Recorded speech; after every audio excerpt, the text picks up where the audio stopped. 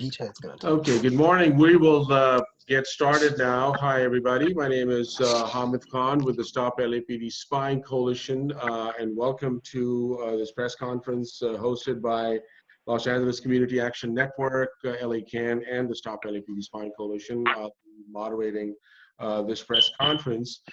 Just to give a couple housekeeping before we get started, because we're using this medium for a press conference where we'd be outside on the streets and having this conversation. We have unmuted folks, and so if you're with the media, please go ahead and introduce yourself right now. If I miss somebody, let me just know that who you are. So we have Emily Alpert from LA Times, Flores from Sorry? Let me see. I have 626-685-7566. Just I know we're cutting it a little bit. It's about 10 minutes. Okay, so we have Emily from LA Times, Brianna Flores from KPCC, Chris and Carla from KFI, Libby Denkman from KPCC. And if I missed out on any other media person, could you introduce yourself, please? Or send us a message in the chat room. You can also raise your hand if you're there. Great. And if other folks who are on the call, if you can mute yourself. Okay. Well, welcome and thank you for joining us today for this critical conversation at the press conference organized by LA CAN and Stop LAPD Spying Coalition. First of all, before we get started, we want to take a moment to remember our brother, George Floyd, who was murdered by the Minneapolis Police Department on Monday. We wish his family peace and our best. And that's an example of yet another life brutally taken by agents of state violence in the Minneapolis Police Department. Which brings us to why we are gathered here today on this Zoom press conference, to expose and share our concerns and demands to immediately stop the continuing enriching and rewarding of state violence and its agents here in Los Angeles, the Los Angeles Police Department. A survey released in April by the Robert Wood Johnson Foundation reported that more than half of the workers who have lost income because of the pandemic were already below the federal poverty line. Their main recommendation: alleviating financial and material hardships is not only vital to each person's health and well-being, but also essential for combating the pandemic. Even mainstream think tanks like Brookings Institutions have weighed in, saying that we had a lot of inequality before the pandemic, and we are going to have a lot more before it's over. But yet, here in Los Angeles, we are going in complete opposite direction. Instead of investing in safety nets for food, housing, education, healthcare, we are once again policing our way out of these problems. A violent practice unleashed many times in the city by the city's political leadership, resulting in expanding deep poverty, houselessness, school closures, and extreme cutback in healthcare access. Mayor Garcetti has shamefully presented a budget proposal in which the LAPD is set to receive close to $200 million in increases, operational increases, bonuses, and much more. Yet the mayor is looking to furlough thousands of city employees and seeking 10% pay cuts. LAPD gets additional increase in its share of city's unrestricted funds to 54%, or $76 million increase over last year's budget. 4.8% salary increases over 3 years, $22 million increases in overtime over last year, and additional bonuses of $41 million. Yet HCID, or Housing Community Investment Department, which is crucial to ensure gross violations at apartment buildings, is cut by 9.4%. But we also have to be very, very careful that there's something deeper that will have dire consequences on Angelenos for a very long time to come. And this is reflective in the audacity of the president of the Police Protective League, Craig Lely, the police union, to claim, and I quote from yesterday's LA Times story, that in addition to being police officers, we are also now therapists, drug treatment counselors, social workers, and EMTs, among other things.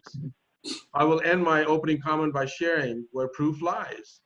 LAPD released its 2019 use of force reports just 2 weeks ago. And the glaring facts in their own report about police shootings and residents killed showed a 5-year comparison since 2015 with other major police departments like New York and Chicago. And LAPD continuously led the nation in killing the most people in their jurisdiction. Not only that, the number of incidents in use of less lethal force, such as strikes and takedowns, reached a 5-year high. Incidents in which batons were used increased by 38%. So these are our future therapists, our drug treatment counselors, social workers, and EMTs. Shame on Garcetti and shame on the whole city council that it is still not stopping from passing motions, amendments to the budget for increasing more money to these therapists with guns, tasers, batons, grenade launchers, drones, and the vast expansion of the police state. I will now invite Professor Laura Abrams, who is the chair of the UCLA School of Social Work, to share her comments. Professor Abrams. Thank you very much. Good morning. So I just want to start by saying thank you for inviting me to comment. I've been a social worker for over 30 years. And I just want to start by being very clear. Police officers, even when well-intentioned, are not social workers. Social workers have a set of ethics involving service, social justice, the dignity and worth of all humans, human relationships, integrity, and competence. These involve specialized training at the bachelor's and master's level by social workers. We adopt a view that people aren't the problem, but that systems of oppression and marginalization often cause problems in human functioning and adaptation. Our students go through a 2-year post-bachelor's training process on how to work specifically with vulnerable populations and with systems that continue to marginalize people. Building trust with folks who are oppressed and marginalized is difficult to begin with. This is even harder to do when people have the power to punish at the same time. This is why social workers work hard for 2 years in a postmaster's degree and training to try to figure out how do you build relationships with people in order to put them on a path to success. How do we dismantle the systems that continue to keep people down?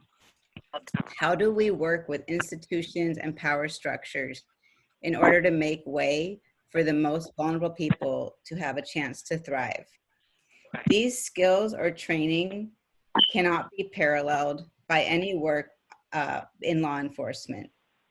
Law enforcement has a different code of ethics, a different set of training, and it is unthinkable to me to assume that law enforcement professionals can take over the work of social workers. After the COVID crisis, and as we get out of where we are now in LA, we need to be forward thinking. We need to anticipate that funds will be scarce for critical social programs. We need to assume that we need investment in child services, behavioral health, tutoring, reentry programs, and housing. We will need more trained social workers to help address the disparities caused by the wake of COVID-19. And these disparities include poverty, unemployment, school readiness, and health disparities as well. Social workers as a whole, we need more investment in this city, in our programs. We need more investment in social workers. There are not enough social workers to fulfill the demand, and this demand is only going to increase. So I just want to close by saying that we are a profession, we are unique, we are specialized, and we are important. Thank you. Thank you, Professor Abrams. Our next speaker is going to be Marquisha Babers, Kiki, who is a member of LA CAN and also a member of the Downtown Women Action Network and a former resident of Skid Row. Please go ahead, Marquisha. Thank you guys for having me and allowing me to speak. I just first want to start off by saying that a therapist or a counselor cannot also be the source of your trauma. right? So if I was raised by a man and my therapist is a man and I don't feel comfortable, he can't give me therapy because he's the source of my trauma. I can't function around him because my mind won't take me out of that space. I need someone who can calm me down and talk to me. If you are the source of my trauma, you can't also give me therapy on that trauma, right? So I'm just here to like give a few life experiences, because I think a lot of times we look at the statistics and people kind of like brush over it, but like hearing like things from people's real lives and things that really happen in real life is very important. So for me, I know I have a lot of run-ins with cops, and not because like I'm a criminal or anything. Like I was arrested on the train for trying to get off. 3 officers checked my pass. I had money to be on there. I was frustrated because 3 officers had to come check a bus pass. And so I was like, you know what? They always do this to me. And I grabbed my bag and I tried to get off the train, and the officer snatched me back by my bag and arrested me. And I was in jail for 3 days for trying to get off the train. So that experience for me, like if you felt I was aggressive, if you felt like I was, which I was not, but if you felt like I was aggressive in that situation, if you were a counselor or a therapist, you would have known how to talk to me and say, hey, ma'am, okay, let's calm the situation down. You would know how to de-escalate. A therapist would never snatch you back. A counselor would never snatch you back. An EMT would never snatch you back. You know what I mean? These people know how to de-escalate situations. And if you want to call yourself that, then you really need to take the time to train, go to school, and actually live those things. We see too many times that they're not doing this. And for me, I feel like it's fraud. Thank you, Markusha. Much appreciated your comments. Now I will invite Professor Bita Amani, who is an epidemiologist and also a professor at Charlestown University, and also the co-chair of the COVID-19 Task Force on Racism and Equity at UCLA. Professor Bita Amani. Yes. Go ahead. In 2018, the American Public Health Association, in a statement titled "Addressing Law Enforcement Violence as a Public Health Issue," reviewed evidence that Can you speak up just a little bit, Professor Amani? Yes, is this better? Yes, please. Thank you very much. In 2018, the American Public Health Association, in a statement titled "Addressing Law Enforcement Violence as a Public Health Issue," reviewed evidence that connected policing to increased death, disability from injury, and psychological harm, such as depression, anxiety, PTSD, and stress. The statement validated what had been known for years by community organizers and advocates, that policing produces racial health disparities, with Black and Indigenous communities having disproportionate risk of death, and Black and Latinx persons being more likely to be stopped, arrested, and subject to violence. The statement also reviewed how historically policing has served to confine themselves, and that it limits the freedoms of one group to expand the freedoms of another. It is structured to protect the property, interests, and life of those who live in more affluent neighborhoods, or those who are gentrifying, quote unquote, up and coming ones. In the current context, this pandemic teaches many lessons. And one of them is that for any country or city to be prepared for any disaster, it needs to invest in building up strength, community strength, and power between and during emergencies. As such, neither the current context or historical evidence support the increase in the police budget, the providing of raises, as many essential health-related city workers are furloughed. In fact, equity-informed recommendations demand the opposite. They ask us to reconsider how we have disenfranchised communities of color through structural racism, and in the case of policing in Los Angeles, they ask us to prioritize an alternative set of policies that give dignified and sustainable opportunities and resources.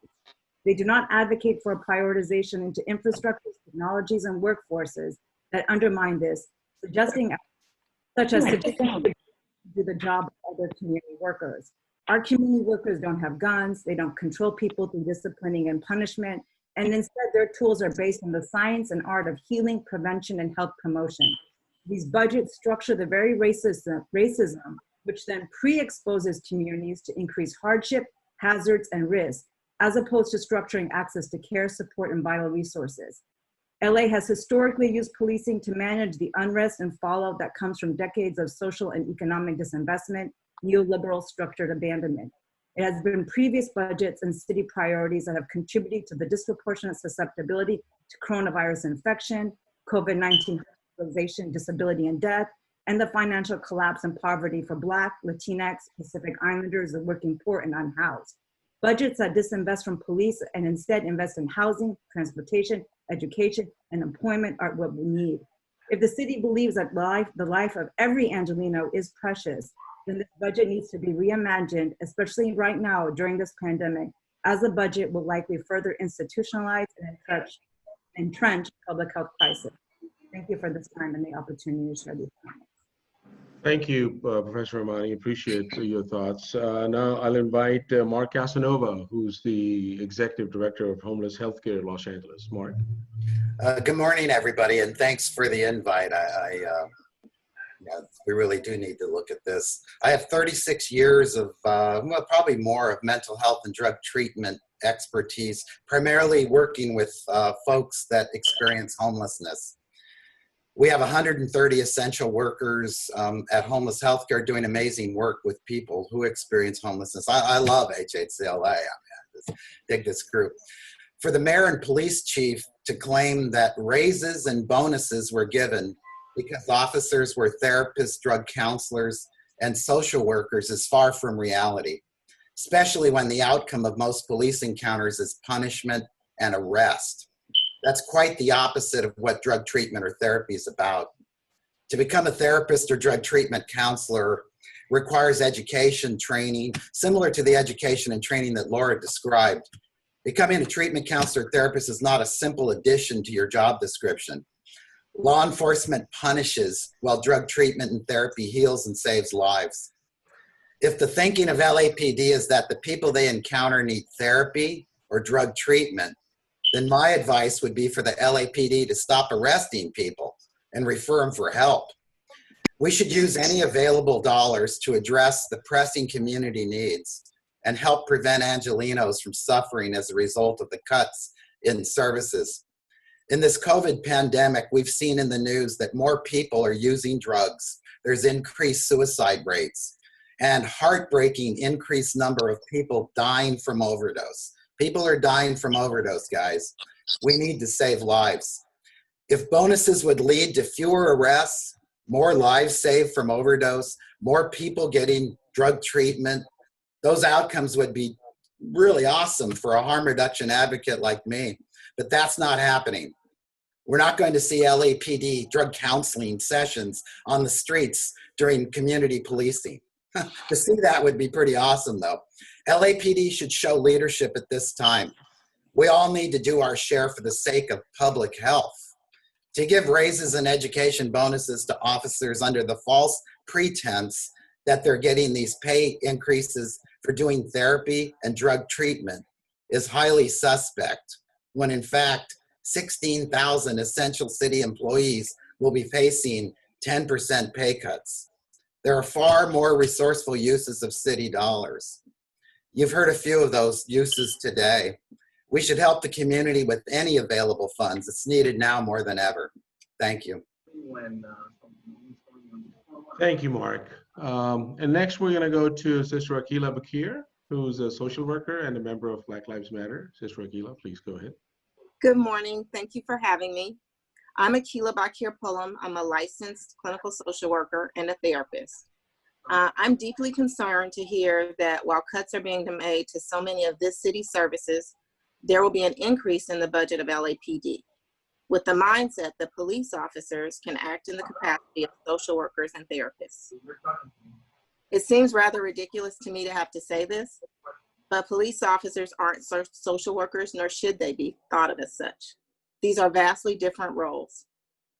As a social worker and a therapist, I've employed a variety of evidence-based practices to help support people with a number of life challenges, including managing depression and anxiety, processing grief and loss, working through the adverse effects of trauma, understanding the root cause of people's pain and suffering, and putting a plan in place to help them address this.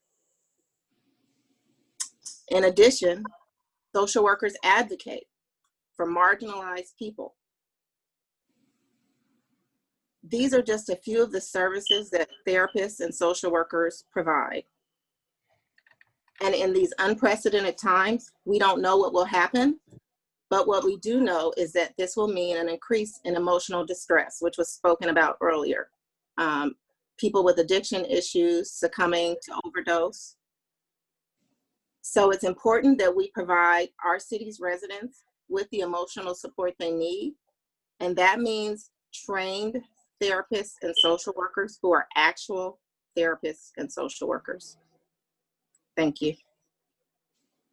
Thank you, Keela. And then to close us off, we'll go to Pete White, Executive Director of Los Angeles Community Action Network. Thank you, everybody. So the mayor's budget, while particularly egregious, is a display of political gymnastics at its worst. His budget bends and contorts away from critical services that remain essential in the wake of the COVID-19 pandemic, but finds multiple ways to increase the LAPD budget. His budget has the unmitigated gall to propose a 9.4% cut to the Housing and Community Investment Department in a city roiled by a severe lack of affordable housing, housing insecurity, and houselessness. The mayor recently reported a 50% unemployment rate resulting from the economic devastation caused by COVID-19. Los Angeles follows the national estimate of a 40% unemployment rate amongst workers earning $40,000 or less annually. The mayor's budget response, slashing the economic and workforce development budget by 9%. Yes, the department responsible for various employment programs and job training. But it doesn't end there. The slashing continues as Garcetti unleashes his budget knife on the Department of Aging, Department of Transportation, and just about every department that provides critical essential services to Angelenos, but not the LAPD. We are very clear. Police are not social workers, drug counselors, social sheriffs, or public health police. With crime rates plummeting, public safety must rest with housing, job creation, services, and an equitable distribution of resources. In no way should 16,000 employees take a 10% cut in order for the LAPD to receive raises and bonuses. If the LAPD and the mayor of Los Angeles really want to protect and serve Angelenos, they would return the $41 million in bonuses so that essential workers can serve Angelenos. They would step forward and say, now and never is not a time that we should believe or think of our police as therapists. This money should go back to critical, essential workers now. Thank you. Thank you, Pete. And I think I'll just pick it up where Mark left, that the simple addition to your job description of being a social worker is not going to change the dynamics. It requires a whole lifetime of experience and education and skill sets. So this ends the comment period of our press conference. So we're going to be opening up for questions. You can unmute your mic for the media folks or anybody else if you have any question or comments. Please go ahead. Or you can also send a message in the chat room as well. Hi, this is Libby Dankman with KPCC. Yesterday, I spoke to the mayor's office about these raises for LAPD, and one of the things that they pushed back on was the idea that they basically presented that police officers are putting themselves in danger by going out every day and exposing themselves to COVID-19, and that was something that deserved, special consideration and justified the raises. Does anybody want to react to what the mayor's office told me yesterday? Yeah, I would definitely take a shot at that.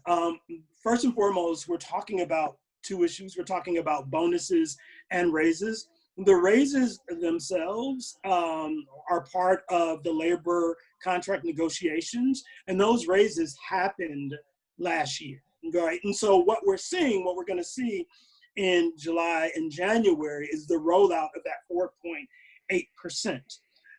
The idea that police officers are the only folks putting themselves on the front line during this COVID crisis deserves a lot of pushback. I will say, being based in Skid Row in downtown Los Angeles, We know the LA Times ran a story about an officer in Central Division who came down with COVID-19.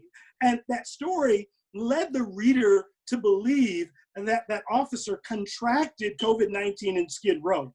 However, after further investigation, that officer had just returned from vacation and was in roll call, hacking up, coughing up, was allowed to go out and patrol the community. And there was no real contact tracing, not that we're for contact tracing, that we know of in terms of who that officer made contact with during the patrol. I would say the other thing that bewilders us is the ways in which police officers clearly are shirking their duties to mask up. More than 50% of the officers in Skid Row are still running around, rolling around without masks and engaging people, right? And so the idea that these bonuses and these raises came as a result of the COVID-19 pandemic is just a lie. And what we're saying is, if you really care about Angelenos and the critical services that we need to stay healthy, give back that 3-year contract of $41 million that rewards police for being able to summarily place a new job title next to LAPD officer. Thank you, Pete. Anybody else wants to make a comment on that question? Okay. I just want to. Yes, please go ahead. Oh, Go sorry. ahead, Melina.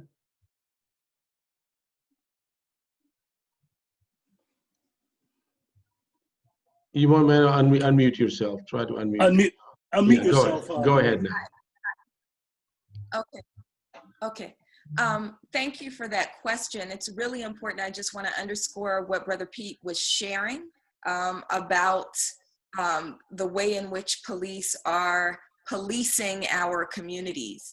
Just Friday, the family of A.J. Weber, Anthony Weber, who was 16 years old when he was murdered by LA County sheriffs, his family home was raided by LAPD for a second time under the guise of, there's a gunman in the neighborhood, we thought he might be in your house holding you hostage.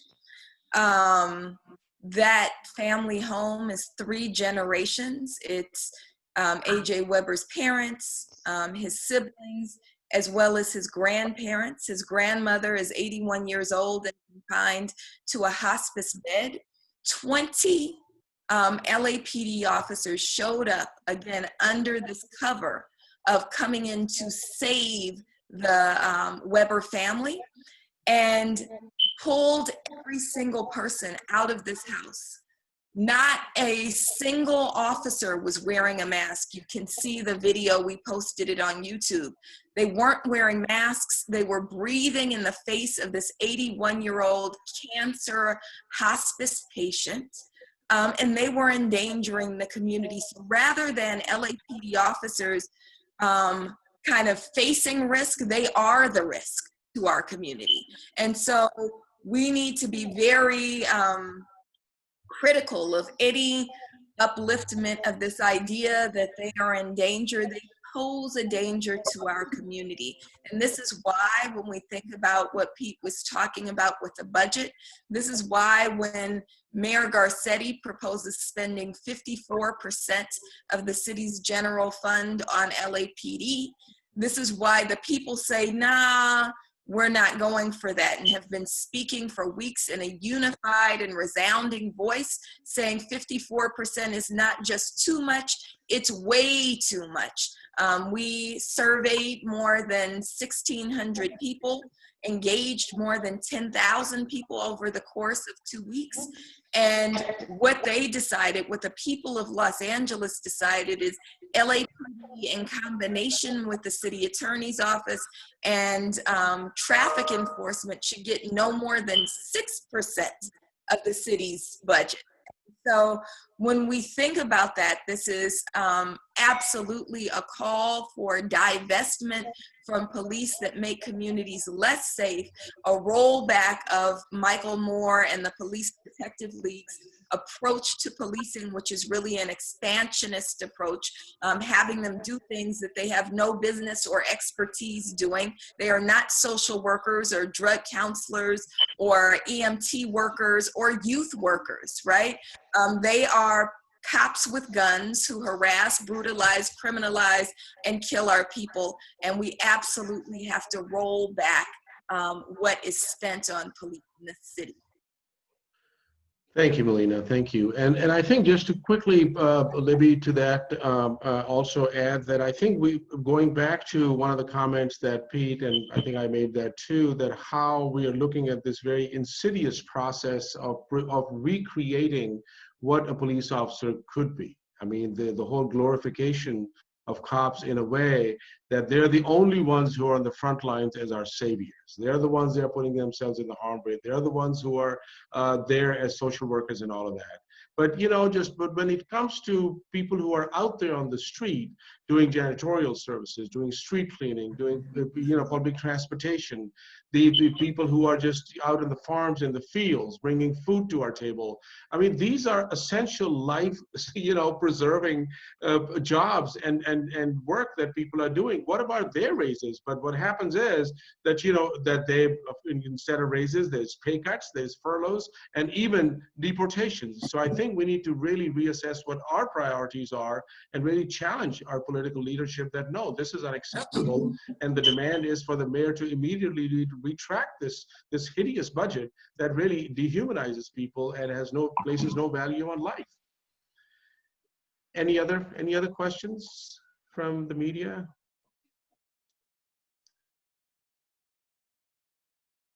Yeah, just a quick one, because the city. Oh, okay. Yeah, go ahead, Chris. Just a brief one, because the city council has obviously been. They've put this budget in kind of a pocket passage situation where they're passing it by not passing it, sort of thing. Has anybody heard from a city councilman or a city council member that is sharing this frustration with the proportion of the budget that's going to LAPD? We have not, but that's a great point. When we think about even the 4.8% raises that the LAPD got, as we now know, that went through the Budget and Finance Committee, and not a single committee member had a question about any of it. And then it went to the full city council meeting, where they unilaterally also moved it forward without question or comment.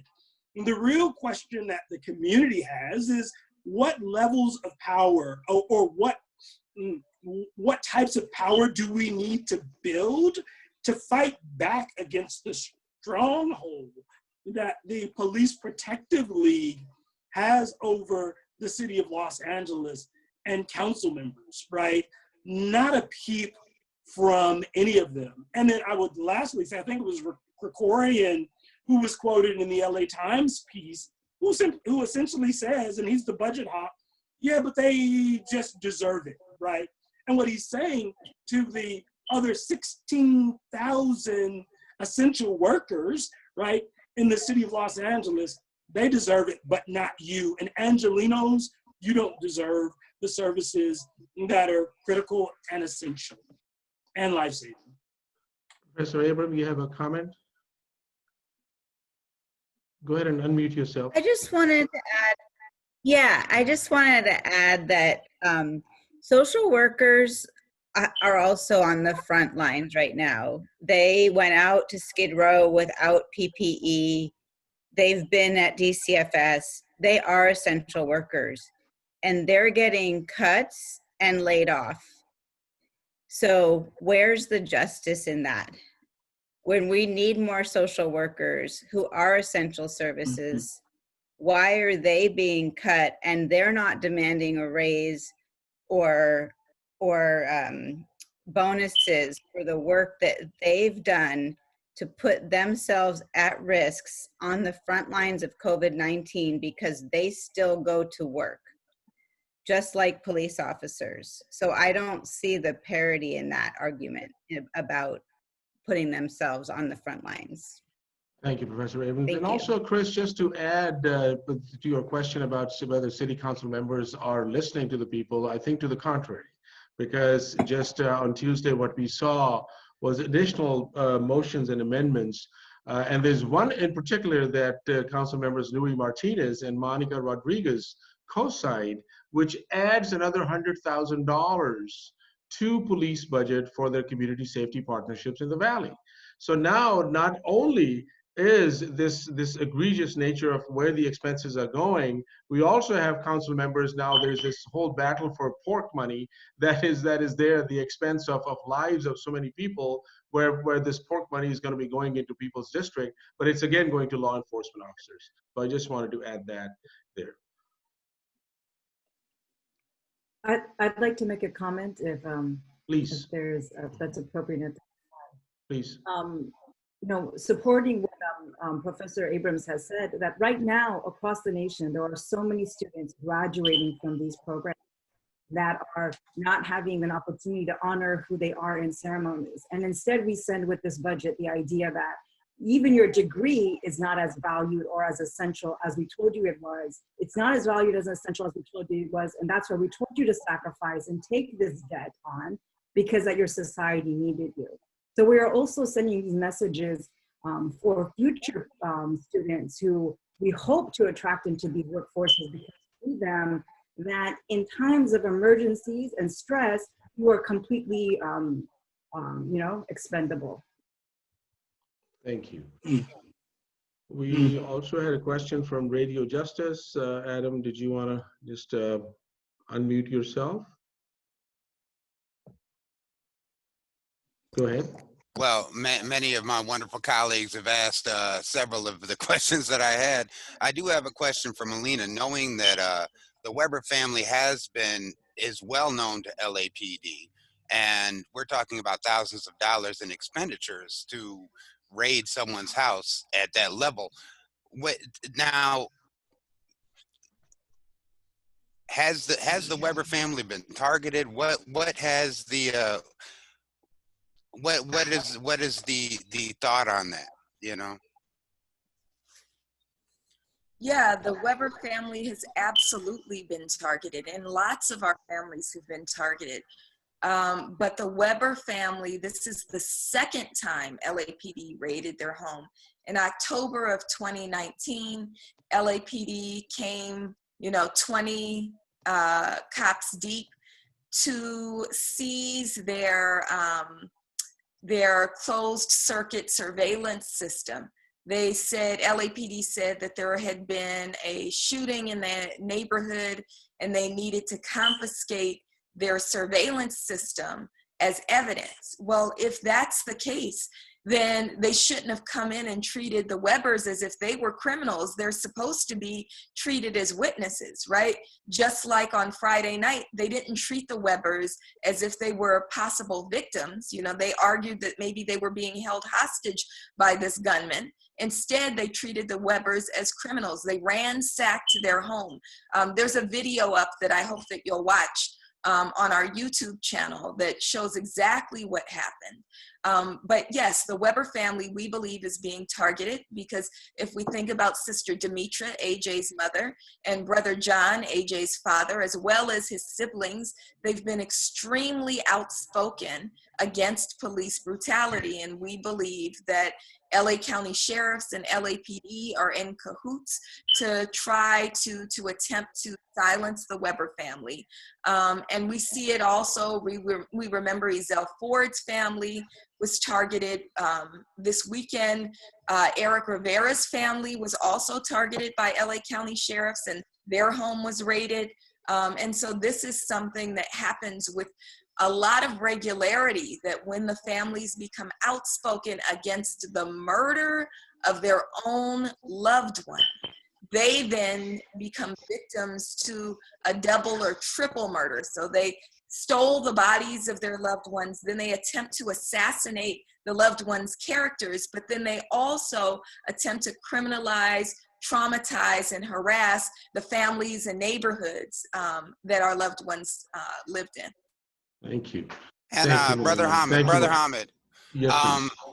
So now this targeting is part of a surveillance which is overfunded in the LAPD. Could you just lay out a little bit how much of this new bump in the budget and over the last year or so has gone into these surveillance programs that are based on data for the people, just so we have that in our heads? Yes, we've seen millions of dollars go in, and I think at this moment we also need to look at it in the larger context of what this roadmap to recovery is being pushed as, where CDC was given over $500 million to create a massive surveillance state.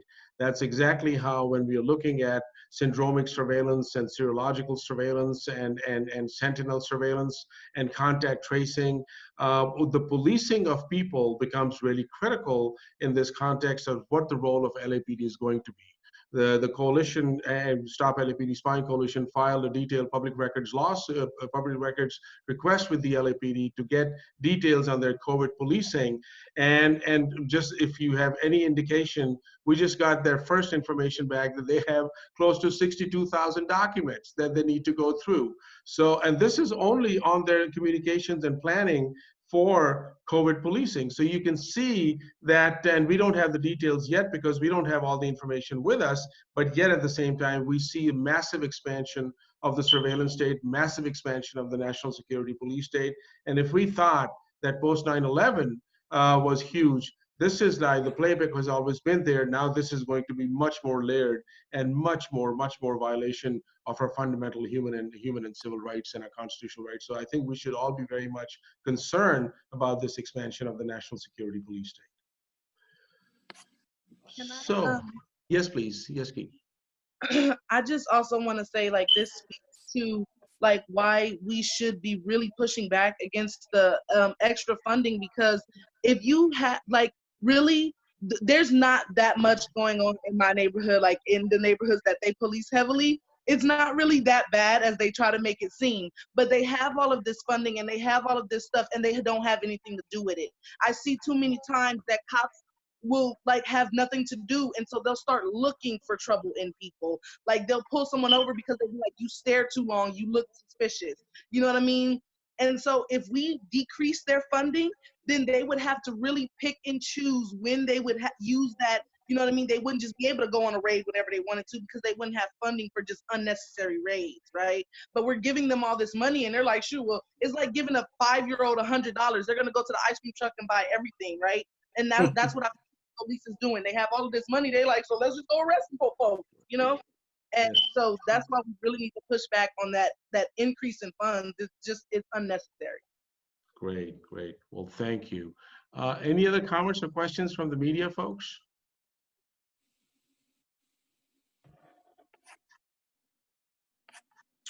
Okay, with none. So, well, I guess that calls the closing of our press conference. Thank you all very much for joining. Thank you for making the time this morning. Once again, our demand is for the mayor to retract the budget immediately and listen to what people are saying on the ground. So everybody have a good day and be safe and be healthy. Thank you again. Much appreciated. Bye. Thank you, guys. Thank you to all the panelists. Thank you all so much. Thank you to all the panelists. Thank Absolutely. you.